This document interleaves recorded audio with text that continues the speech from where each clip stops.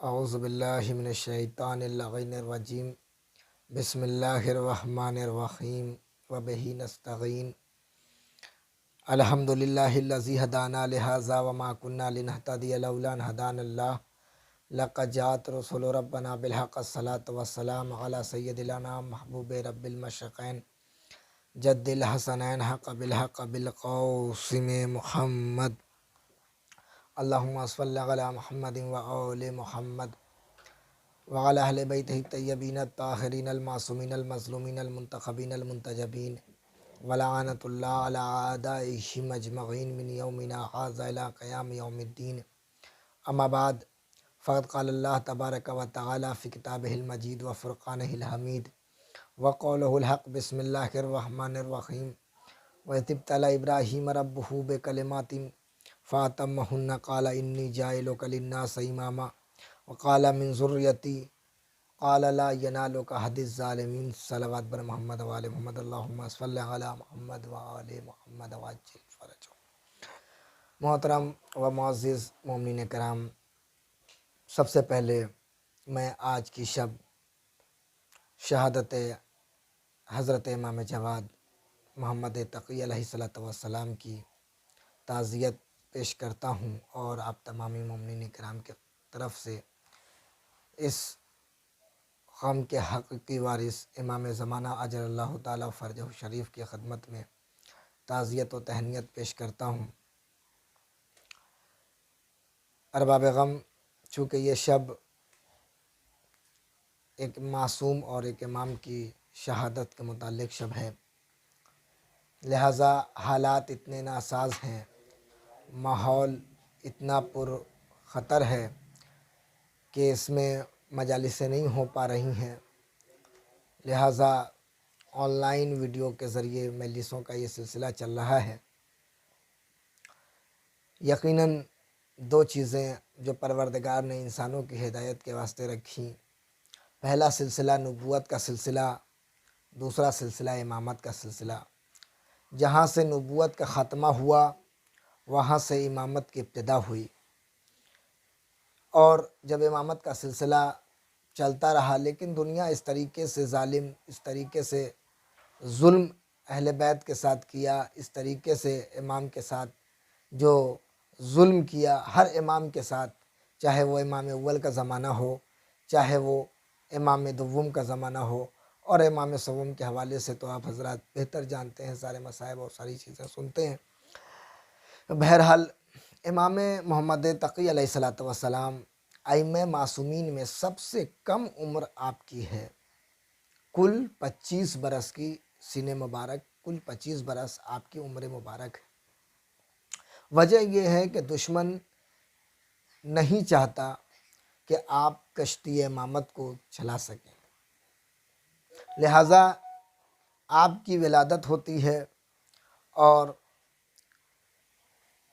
روایت بتاتی ہے، بحر الانوار میں یہ روایت موجود ہے، اور بھی دیگر سیرت اور تاریخ کی کتابوں میں یہ روایتیں موجود ہیں، کہ جب امام رضا علیہ الصلوۃ والسلام کا سن مبارک 40 برس ہو گیا اور کوئی اولاد نہیں ہوئی، تو لوگ جو دشمن تھے وہ امام کو ابتر کا طعنہ دینے لگے، لا ولد کا طعنہ دینے لگے، جیسا کہ آپ نے رسول اسلام کے سلسلے میں بھی سنا ہے اور پڑھا ہوگا، سنا ہوگا، جانتے ہیں کہ رسول اللہ کو بھی کفار نے ابتر کا طعنہ دیا، لا ولد کا طعنہ دیا۔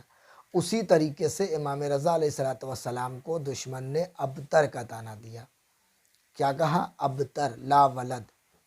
لہٰذا کچھ شیعہ حضرات امام کے پاس آئے، اور آنے کے بعد امام سے کہا کہ آپ حجت خدا ہیں، آپ دعا کیجئے کہ پروردگار آپ کو کوئی اولاد دے تاکہ ان کے منہ بند ہو سکے اور ان کی زبان بند ہو سکے۔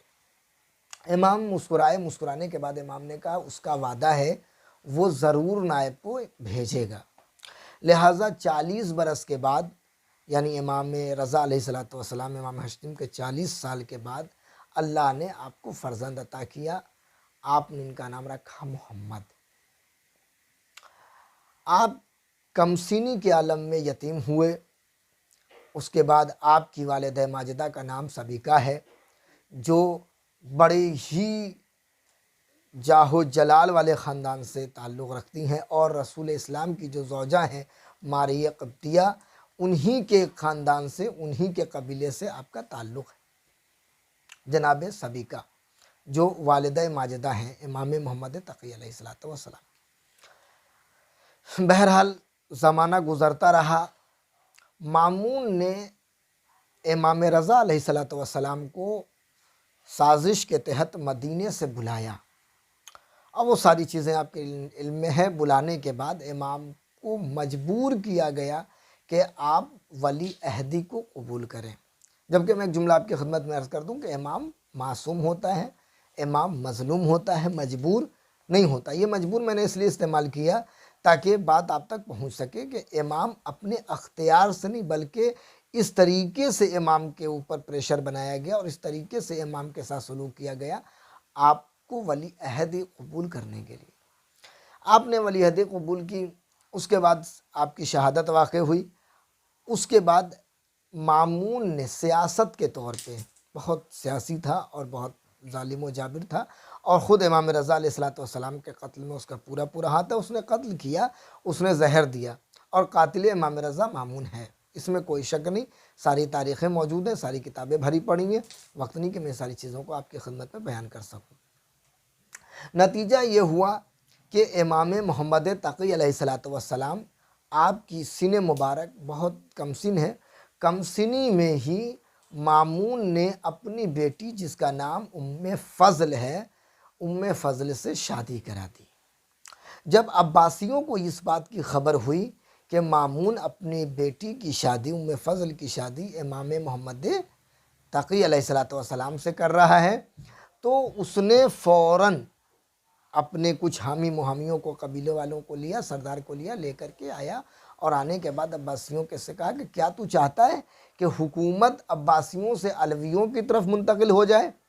تو مامون نے اسے سمجھایا، کہا کہ نہیں، ایسا نہیں ہے، میں جانتا ہوں، اور میں نے جان بوجھ کے ایسا اس لیے کیا ہے تاکہ جو اہل بیت کے حامی ہیں، جو اہل بیت کے چاہنے والے ہیں، ان کی زبانوں کو بند کرا سکوں۔ میں اپنے آپ کو محب اہل بیت ثابت کر کے اہل بیت کا ہی خاتمہ کروں گا۔ یہ جملے تاریخ نے، اس کے بہت ساری جملے ہیں بہرحال۔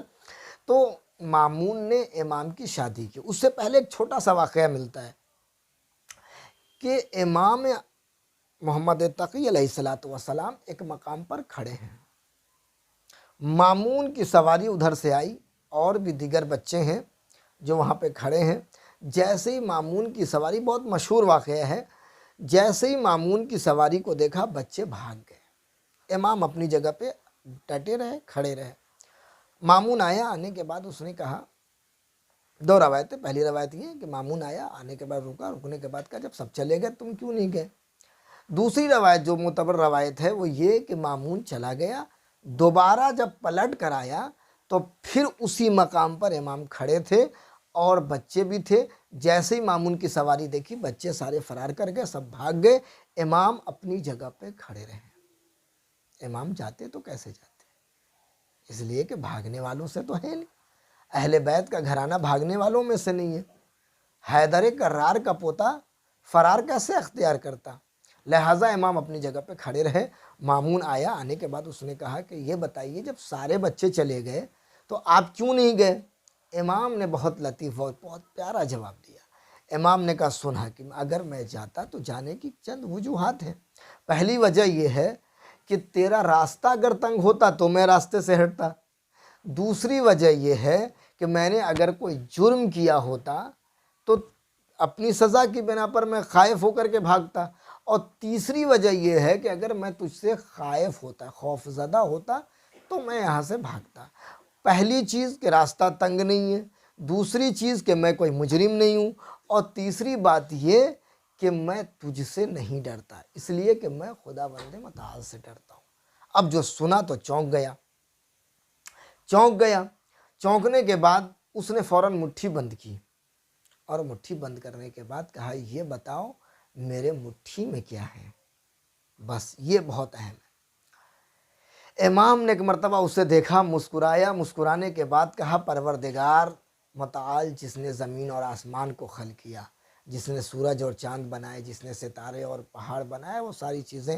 اور اس کے بعد امام فرماتے کہ زمین میں آسمان کو خلق کیا، زمین پر انسانوں کو بنایا، انسانوں میں کچھ کو اللہ نے حکومت دے دی، زمین اور آسمان کے مابین پروردگار نے سمندر کو خلق کیا، زمین پر اللہ نے کچھ کو حکومت دی، حاکم وقت اپنے باز کے ذریعے سمندر میں مچھلی کا شکار کرواتا ہے اور اپنی مٹھی میں حاکم مچھلی کو دباتا ہے، اور ہم اہل بیت سے امتحان لیتا ہے، ہم اہل بیت کے علم کا امتحان لیتا ہے، سوال کرتا ہے کہ مٹھی میں ہمارے کیا ہے۔ اب جو سنا تو یہ چونک گیا۔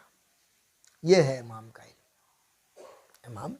امام کے پاس علم غیب ہوتا ہے، امام ساری باتوں کے آگاہ ہیں، امام ساری باتوں سے بلد ہیں، ساری باتیں امام کے علم میں۔ لہٰذا نتیجہ یہ ہوا کہ مامون نے اپنی بیٹی کی شادی، ام فضل کی شادی امام محمد تقی علیہ السلام سے کر دی۔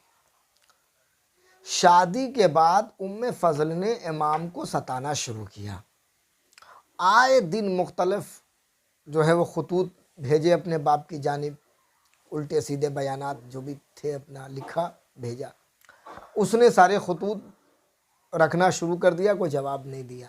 جب مامون مر گیا، واصل جہنم ہوا، ملعون فی النار ہوا، تو اس کے بعد اس کی جگہ پر اس کا بیٹا تخت نشین ہوا۔ بس جب بیٹا تخت نشین ہوا تو بیٹے نے اپنی بہن ام فضل کے ذریعے امام کو زہر دے دیا۔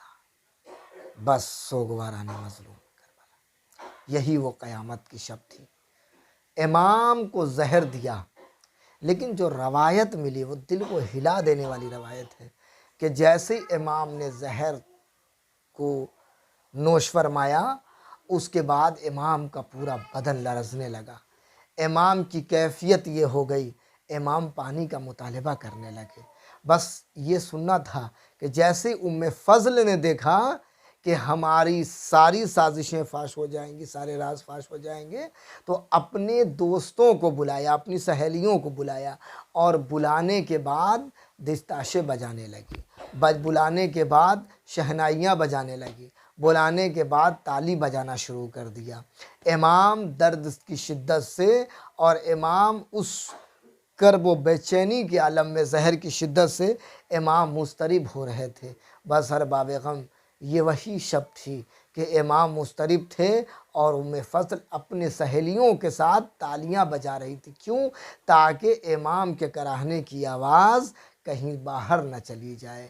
بس ارباب غم میں یہیں پر رک کے ایک جملہ کہوں گا، مولا آپ کی زوجہ نے زہر دیا، آپ کی زوجہ نے زہر دیا، جب آپ کو پیاس کا غلبہ ہوا تو مولا جب آپ نے پانی کا مطالبہ کیا تو آپ کی زوجہ نے اپنے سہیلیوں کے ساتھ تالیاں بجانا شروع کر دیں تاکہ آپ کی آواز باہر نہ جا سکے۔ لیکن مولا ایک واقعہ وہ بھی مجھے یاد آتا ہے، جو مدینے میں ایک بیوی ہے جس نے اپنے شوہر کو زہر دے دیا اور اس کے کلیجے کے 72 ٹکڑے نکل گئے، لیکن مولا لیکن جب پیاس کی بات آتی ہے تو مجھے وہ کربلا کا جلتا ہوا صحرا، تپتی ہوئی ریت، جہاں ایک مظلوم 3 دن کا بھوکا اور پیاسا کس مظلومیت میں مارا گیا کہ نہ کوئی پانی دینے والا تھا، نہ کوئی دانہ دینے والا تھا۔